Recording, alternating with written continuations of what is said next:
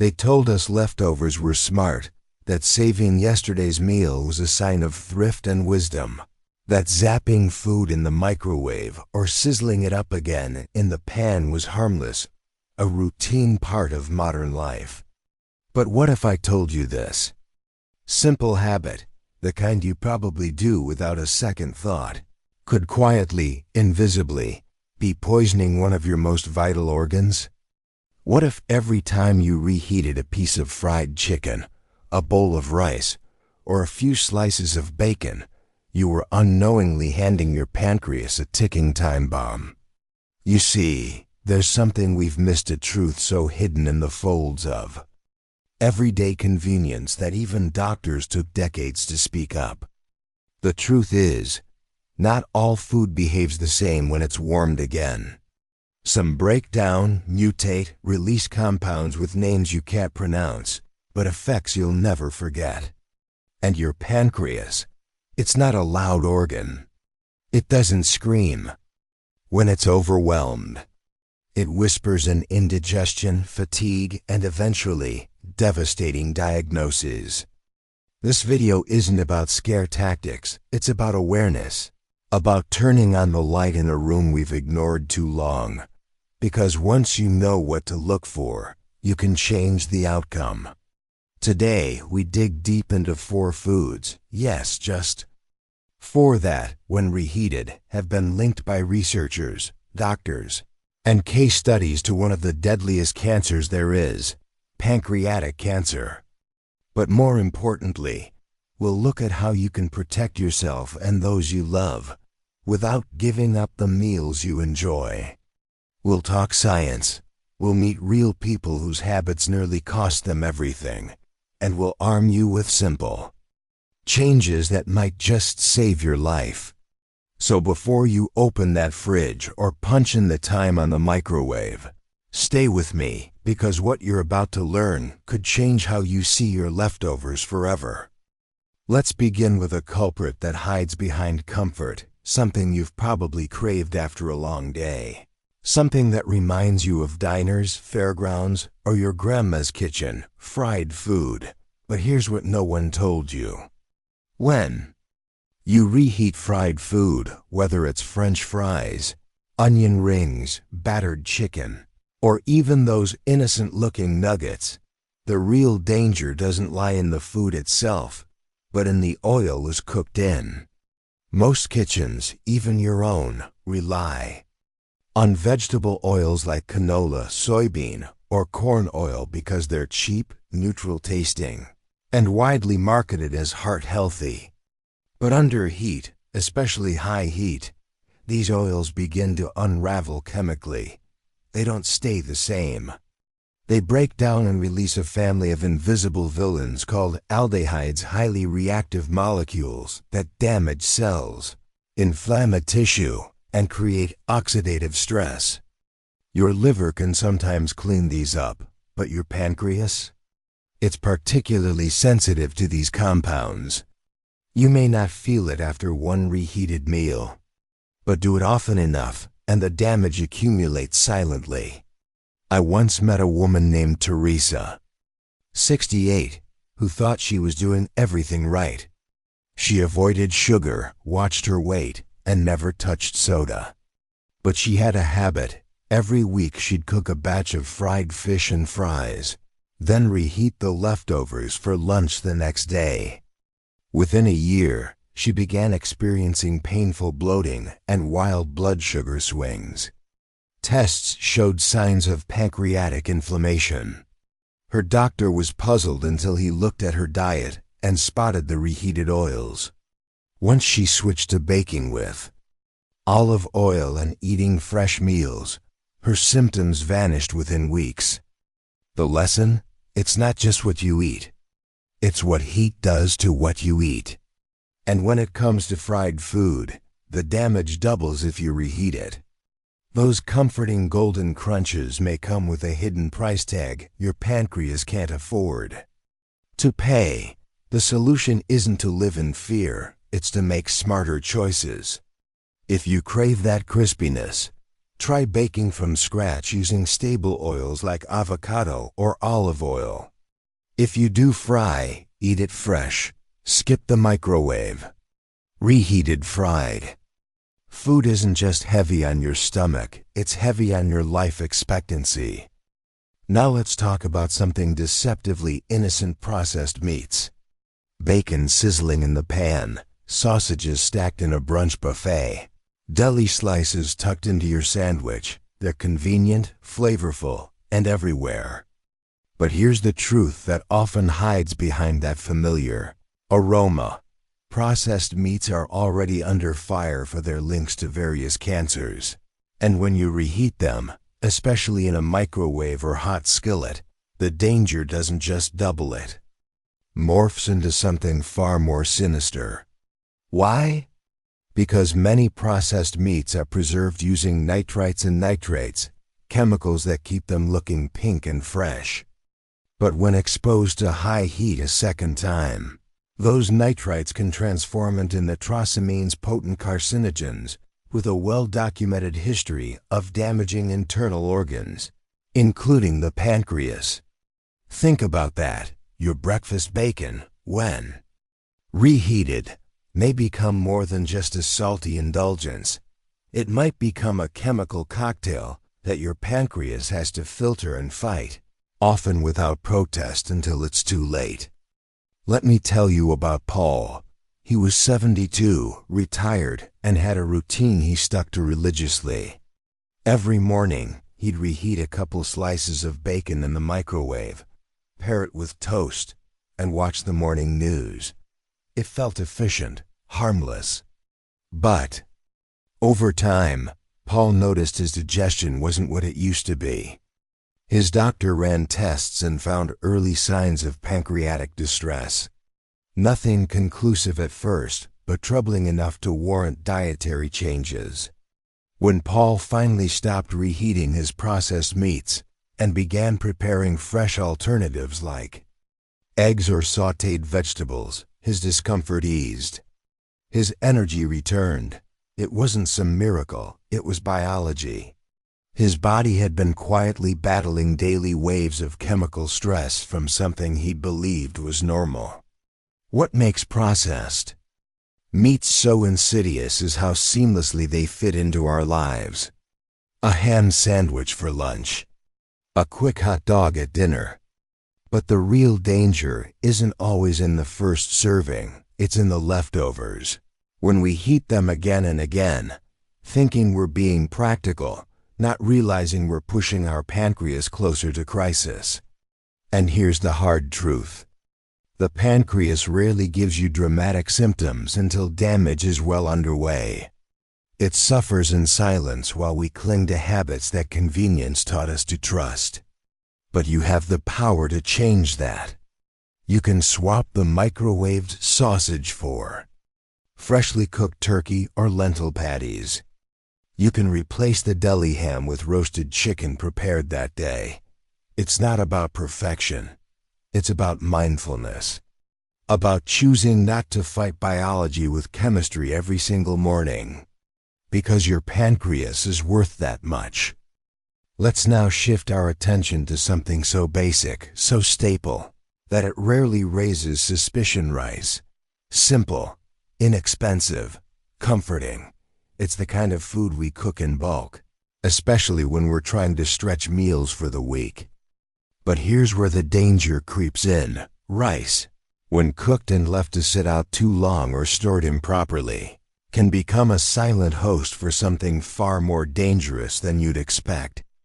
The real threat isn't in the rice itself. It's in the microscopic spores of a bacterium called Bacillus cereus. These spores can survive the initial cooking process and, if the rice is cooled slowly or left at room temperature for too long, they begin to multiply and produce toxins. And here's the kicker.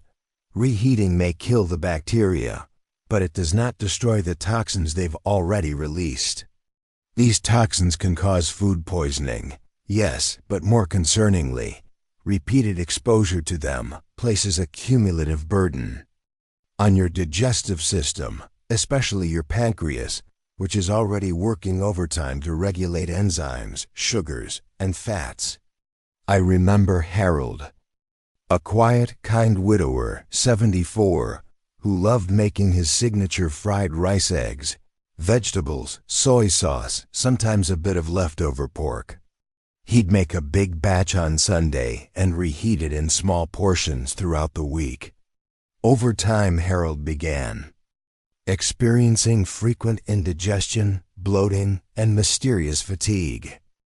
Doctors struggled to pinpoint the cause until he casually mentioned his rice routine. That detail unlocked everything. His doctor explained the bacterial risk and how reheated rice, especially in combination with oils and meat, could be overwhelming. His digestive organs. Harold switched to cooking smaller, fresh batches. Within a month, his discomfort disappeared. The change was subtle but powerful. Most people don't think of rice as a risk. It feels too wholesome. But food safety isn't always about what's visible or obvious. It's about what's happening at the microscopic level, behind closed refrigerator doors and inside your gut. And when the pancreas is asked to neutralize these toxins repeatedly, the inflammation it endures isn't just temporary. It can set the stage for long-term damage and even cancer. So what can you do? First, if you make rice, cool it rapidly and refrigerate it within an hour. Never leave it out on the counter. Reheat only once, and even better, cook only what you'll eat. I know it feels efficient to stretch a pot over days, but efficiency isn't always healthy, especially when your body, not just your budget, is paying the price. You deserve meals that nourish, not sabotage, your health. And your pancreas deserves relief, not another uphill battle. Now we arrive at perhaps the most surprising entry on this list: chicken. Yes, chicken. The go-to protein for health-conscious eaters, budget-friendly meal preppers, and family dinners everywhere. It's versatile, lean, and filling. But here's what most people never realize: reheating chicken, especially in a microwave, is one of the most taxing things you can do to your digestive system. You see, chicken is dense with complex proteins. When those proteins are heated a second time, particularly at high or uneven temperatures like in a microwave, they begin to change at a molecular level. Their structure becomes warped, no longer the kind your body recognizes easily. And who has to pick up the slack? Your pancreas. This quiet, unassuming organ suddenly has to release more digestive enzymes to process these mutated proteins. The strain may not feel like much the first few times, but reheating chicken becomes a habit, slice by slice, day after day, and your pancreas takes the hit silently. I remember Margaret. She was 78, living alone, and incredibly organized. Every Sunday, she roasted a large chicken breast, planning to stretch it through the week. Each day, she'd slice off a portion, reheat it in the microwave, and drizzle a bit of leftover gravy on top. It made life easier, so she thought. Slowly, Margaret began experiencing dull stomach aches and post-meal fatigue. Then came the bloating and unpredictable indigestion. Her doctor initially suspected gallbladder issues or age-related sluggish digestion. But when they traced her diet, the red flag was clear: daily reheated chicken drenched in previously cooked sauce is another layer of stress on an already taxed digestive system. Once Margaret switched to cooking smaller, fresh portions, grilling a new piece of chicken each day, skipping the reheated sauces, her symptoms lifted like fog. Within weeks, she felt 10 years younger. It wasn't magic. It was simply that her body, especially her pancreas, had stopped fighting a battle it was never meant to fight. And it's not just about protein. When you reheat chicken with gravies or oils, especially ones already cooked before, you're introducing even more aldehydes and oxidative compounds, turning a healthy meal into a chemical burden. Add that to altered proteins, and it's a double assault on your pancreas. So what can you do? First, avoid reheating chicken more than once. Second, skip the microwave for reheating altogether. If you must reheat, do it slowly on the stove and don't reuse old sauces. Better yet, cook a fresh, single portion. Yes, it may take 5 more minutes, but those minutes could be the most important investment in your long-term health. Because reheated chicken isn't just a matter of taste, it's a matter of longevity. And your pancreas deserves better than daily combat duty. At this point, you might be wondering, how did we get here? How did something as routine as reheating food become a hidden health hazard? And why hasn't anyone really told us before? The answer lies in the quiet power of repetition. Our bodies are strong, resilient, built to withstand occasional missteps. But they are not built for the constant low-grade stress of daily toxic exposure, especially not our pancreas. Unlike your heart that beats loudly or your lungs that gasp when short of breath, the pancreas doesn't make noise. It doesn't demand attention. It suffers in silence until it's too inflamed to function, or worse, begins to break down in ways that become irreversible. What's so terrifying about pancreatic cancer is how stealthy it is. Symptoms often don't appear until the disease has advanced. There's no obvious lump, no early discomfort you can point to. Just subtle shifts, digestive issues, sugar imbalances, fatigue that seem harmless, ordinary, easy to dismiss. That's why these daily choices matter so much. We don't just reheat food, we reheat habits. And some of those habits have consequences that simmer beneath the surface for years. Let's take a step back and look at the broader pattern. Think about it. Reheated vegetable oils and fried foods release aldehydes, damaging your cells and inflaming tissues. Reheated processed meats form nitrosamines, chemical compounds with a direct link to cancer. Reheated rice can harbor bacterial toxins that slip past your immune defenses and attack your digestive organs. And reheated chicken? It morphs into a protein challenge so complex, it forces your pancreas to work harder than ever. The common thread in all these examples isn't just heat, it's second heat. The way food chemistry changes when it's exposed to high temperatures again. That change is where the danger lives. And you don't have to be a food scientist to understand it. All it takes is awareness, a willingness to look closer, the wisdom to ask, is the 5 minutes I save worth the years of health I could lose? I know this might feel overwhelming. I know it's easy to feel guilty, especially if you're hearing this for the first time and realizing you've been making these choices for years. But guilt isn't the goal. Empowerment is. The truth is, the body is amazing. It can heal. It can adapt. And it starts with one decision at a time. You don't have to overhaul your entire kitchen overnight. Maybe today you choose to cook a fresh batch of rice instead of microwaving yesterday's. Maybe tomorrow you swap reheated sausage for scrambled eggs. These are not dramatic steps, but they are defining ones. They signal to your body that you're listening now, that you care. And your pancreas, quietly working behind the scenes, will thank you in the only way it knows how, by continuing to support you every bite, every day.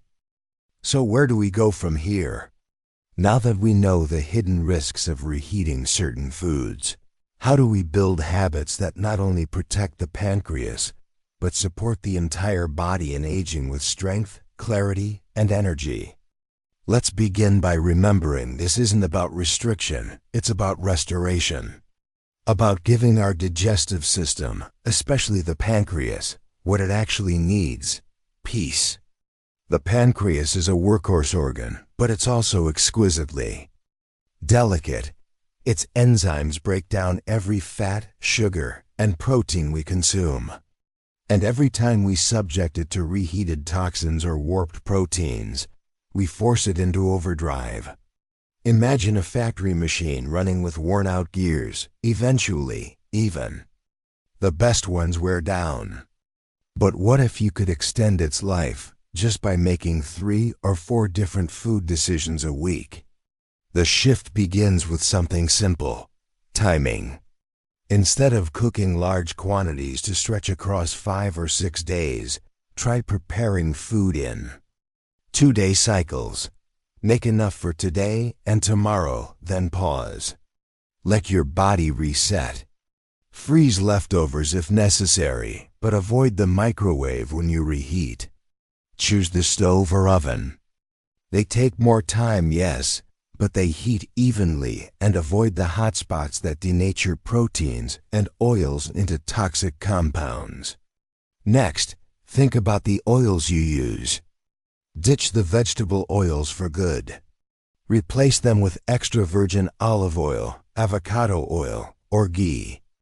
These fats are far more stable under heat, and your pancreas will notice the difference. Then there's protein. Don't just swap reheated meats with fresher cuts. Diversify. Try plant-based proteins a few times a week: beans, lentils, tofu, even tempeh. They're less demanding on your digestive system and often bring along fiber, which further supports gut health. But above all, honor your body's signals. That sluggishness after lunch, that ache in your upper belly after dinner, those aren't random. They're messages. Messages we've learned to ignore in the name of speed and efficiency. But speed has a cost, and efficiency should never come at the price of inflammation. Remember Harold and his leftover fried rice? Teresa and her reheated fish? Margaret and her microwaved chicken? They didn't need a detox plan or a hospital stay to feel better. They just needed a new rhythm. One built not around what was convenient, but around what was kind to their bodies. You can do that too. Every meal is a fresh chance. Every plate, a fork in the road. The question is, will you reheat the past or cook your future? Let's pull the lens back even farther, because the truth is, this isn't just about avoiding 4 foods. It's about unlearning decades of messaging that told us speed equals success. That time-saving shortcuts in the kitchen were always a win, and that health could be preserved while still eating like we were immortal. Somewhere along the way, we stopped cooking. We reheated. We reached for pre-made, pre-packaged, pre-sliced, pre-flavored meals. And we told ourselves that as long as we watched calories or skipped dessert, we were doing fine. But our pancreas doesn't care about calorie counts. It cares about the chemical makeup of what it's digesting. It cares about whether that protein has been denatured, whether that oil has turned rancid, whether those additives have mutated into nitrosamines. And the tragedy is, we've made it normal to live this way. We've made it acceptable to treat food as an afterthought, and our health as a later problem. But later is now. The rise in pancreatic cancer isn't just a fluke. It's not just genetics. It's a reflection of how we've forced our internal systems to adapt to external conveniences that don't nourish us. Think of the thousands of microwaves humming right now in office break rooms, homes, hospitals, heating leftovers we believe are harmless. And to be clear, this isn't about fear-mongering. It's about recalibrating. Because awareness isn't fear. Awareness is freedom. Once you know how food behaves under heat, you can decide what kind of relationship you want with it. You can choose fresh over fast. You can decide that your health is worth the extra 10 minutes it takes to grill instead of nuke. That your pancreas, small and silent as it is, deserves food that hasn't been chemically altered by haste. And maybe, just maybe, you'll inspire someone else along the way. Maybe your grandchild will notice how you cook dinner from scratch instead of microwaving frozen trays. Maybe your spouse will feel the difference in their own digestion. Maybe you'll feel the difference in energy, in clarity, in the absence of that vague discomfort you've come to accept as aging. Because aging isn't supposed to feel like slow deterioration. It's supposed to feel like refinement, like wisdom taking form in our daily habits. And one of the wisest things we can do is honor the truth our body has been whispering all along, that food made with intention heals, and food reheated without thought can slowly harm. And now we reach the part that matters most, not the warning, not the data, not even the list of risky foods, but the choice that comes next. The truth is, we live in a world where everything pushes us to move faster. Quick meals, quick fixes, quick everything. But your body doesn't operate on speed. It runs on balance. And your pancreas tucked quietly behind your stomach, working tirelessly to break down every bite you take, isn't designed to keep up with years of chemical overload from reheated oils, altered proteins, and preserved meats. It's designed to support you, to stabilize your blood sugar, to aid digestion, to keep you strong well into your later years. But only if we stop feeding it stress disguised as convenience. Because while no single bite of reheated food will break you, habits stacked, one after another, week after week will. And that's where your power lies, not in being perfect, not in fearing food, but in being present. In making one better choice today than you did yesterday. In listening to your body when it says, "This doesn't sit right anymore." You see, we're not just talking about food. We're talking about longevity. About the energy to play with your grandkids without discomfort. The clarity to finish a book without the haze of indigestion. The resilience to go for a walk and feel light, not heavy, not bloated, not burdened. That's what's at stake. And you don't need a dramatic lifestyle change to get there. You just need to pause. Pause before you press reheat. Ask yourself, is this meal still nourishing or has it become something else? You have the tools. You have the awareness. You have the ability to cook fresh, to use better oils, to portion smarter, to say no to shortcuts that quietly cost too much. And the beauty is every single small step compounds. Every decision to avoid microwaving that chicken. Every choice to salt with olive oil instead of reuse fryer grease. Every time you toss the leftover rice instead of risking it. They add up. And what they add up to is more years, better digestion, sharper clarity, stronger mornings, and gentler nights. You're not just protecting your pancreas, you're honoring the life it supports. So here's the final takeaway. Your leftovers aren't worth your longevity. Your convenience isn't worth your clarity. And your meals, each one, are a chance to protect the most quiet but powerful part of your health. The next time someone tells you reheating food is harmless, smile kindly. Because now you know better. And that knowledge isn't just power, it's prevention. It's a future you can actually shape, one forkful at a time.